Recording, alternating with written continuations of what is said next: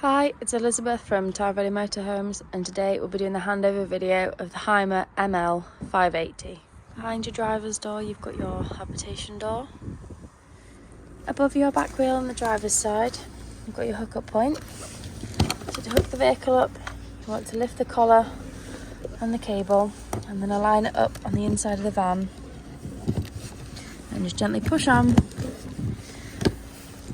Connect your cable up to the vehicle first and then to the mains, and then when disconnecting, disconnect from the mains and then the vehicle, just so you're not walking around with a live lead. Just behind the back wheel under the vehicle is where your wastewater tank will drain off. The valve will be on the inside of the vehicle, or the switch will be on the inside of the vehicle, but this is where the water will come out of. Next to your hookup point we've got your freshwater inlet point, so you want to use a key just to unlock it. And then twist and you can pop the cap off. You want a hose pipe and some adapters, as some sites just provide the brass tap. Then put your hose pipe through there and fill it up until your freshwater tank is full. Then when you're finished, put the cap back on. Once you put the cap back on, make sure you lock it so no one can tamper with your fresh water. At the back of the vehicle, we've got your large garage door. So in here we've got your spare wheel, got some tie down points. You've also got some lights in here that just push.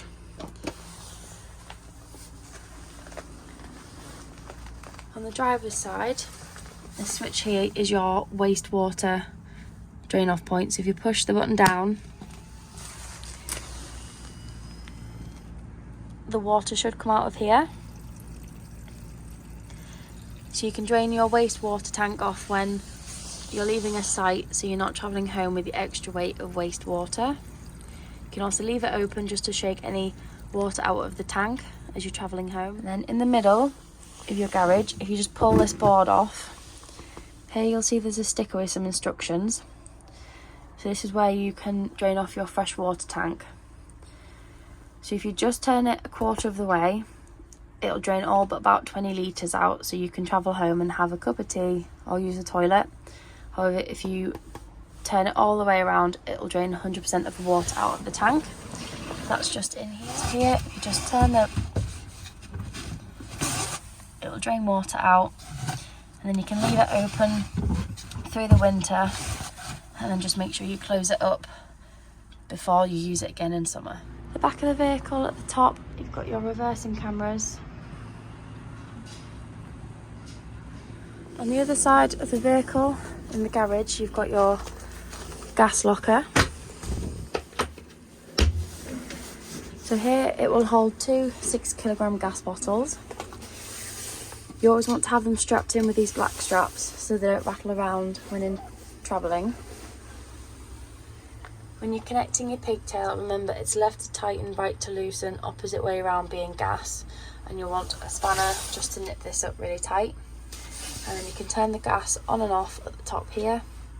When you've turned your gas bottle on, just push this black button in. Just allows the gas to go from the gas bottle through the pigtail and into the vehicle. Just above your back wheel on the passenger side, you've got your toilet cassette locker. So as long as the blade on the inside of the toilet is closed, you can pull the green lever up and it'll pop out. And then to empty it, you just want to bring your spout round, unscrew it, and then when you're emptying, you just want to press in this little green button here. It just allows some air in and stops it from glugging. Then you want to swill it around with some fresh water just to clean it out.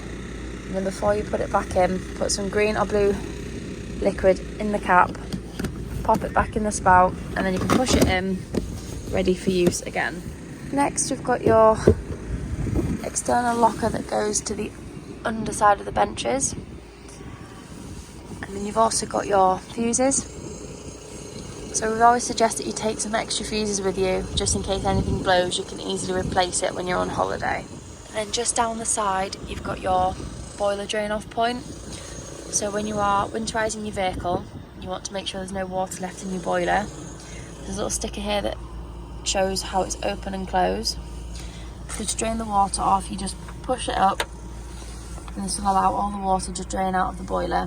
At the same time, you want to open your kitchen and bathroom taps just to let all the water out of your pipes within the vehicle to stop them suffering from frost damage.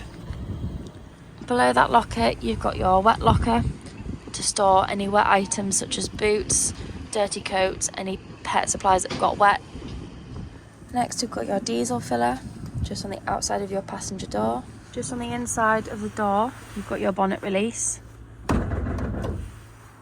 Under the bonnet, you've got your AdBlue, you've got your engine coolant, your brake fluid,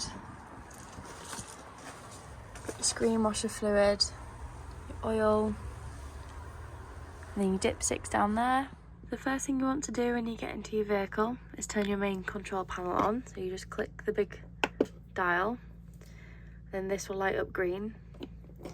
You can also scroll the dial across so you can check your leisure battery, you can check your freshwater tank, you can check your wastewater tank, and you can also check your engine battery levels. To use your Aldi heating system, the first thing you want to do is turn your control panel on. Then from here you want to go into your menu. So the top one is your heating, so you can go from 5 degrees and you can turn it up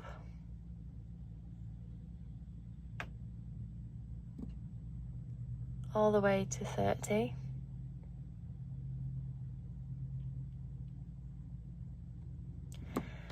The next one is your hot water.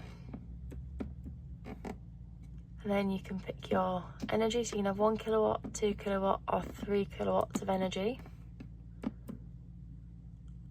And you can have it on gas as well, so you can have them on together. You can just have electricity or you can just have gas.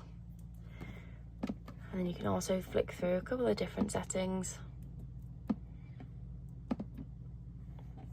And then back to your home page. Next to your Aldi heating system, you've got your water pump switch. So when it's 0 pushed in, it's turned off. When the 1's pushed in, it's on.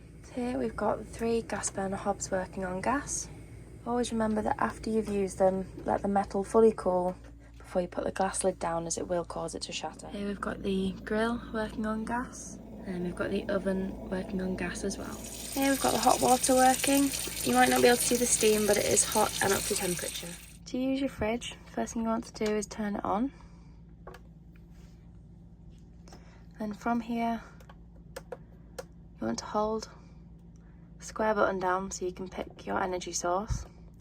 So you can have it on auto, which will pick the best energy source,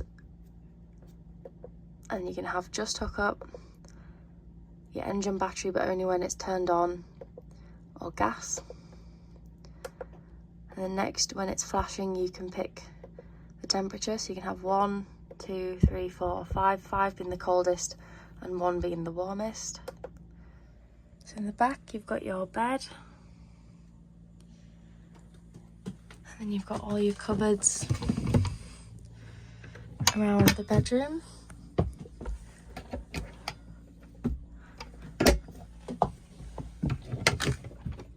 If you want to open the skylight, all you've got to do is just gently turn the black dial around, and then you can just push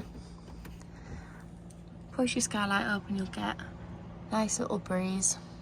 But just remember that before you travel anywhere, make sure you lock it in and close it so that it can't be damaged when in transit. And then you've also got a cupboard with a pole so you can hang some clothes up. On the other side, you've got your shelves. So in the bathroom, you've got a nice long mirror behind your toilet. And to flush it, you want to make sure you've got water in the water tank and your water pump turned on, and then you just want to push the blue button. You get a flow of water into the bowl, and you want to use the lever to open and shut the blade. Just always make sure you've got the blade closed and the lid down. Then you've got a cupboard at the side of your sink. You've got your sink.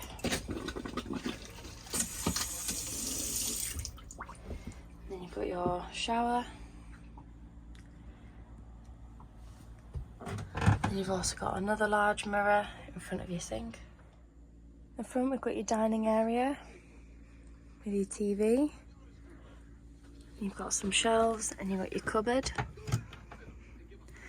with your TV aerial. So when you get to a site, the first thing you want to do is just unscrew, and then you can lift your aerial up, and then you can twist it around to find the best signal. And then tighten it back up. But before you leave, make sure you unscrew it again, pull the pole down so it's in the travelling position, and then you can tighten it back up just so it doesn't spin around or rattle around when you're travelling.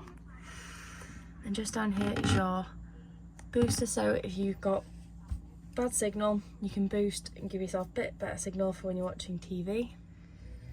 When you want to use your radio, you can click on DAB and flick through the stations. Or you can bring up your list and select which station you want that way.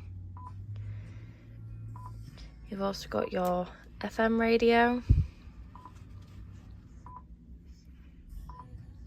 And then you can connect your phone through Apple CarPlay or Android Auto by connecting to Bluetooth. Then you've got your reversing camera.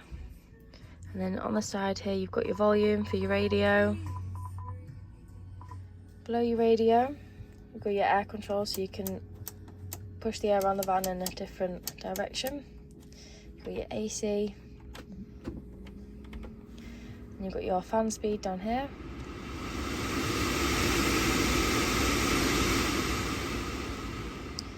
And then on the side, you've got your temperature.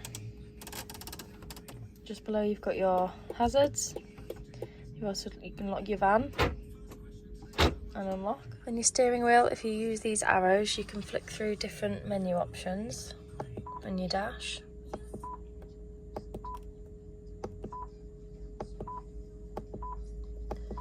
And then again on the other side, you've got your volume for your radio. Just next to your ignition, you've got your lights. And then just above the door handle, you can move your wing mirrors. The big ones move electronically, however the little ones you'll have to move manually.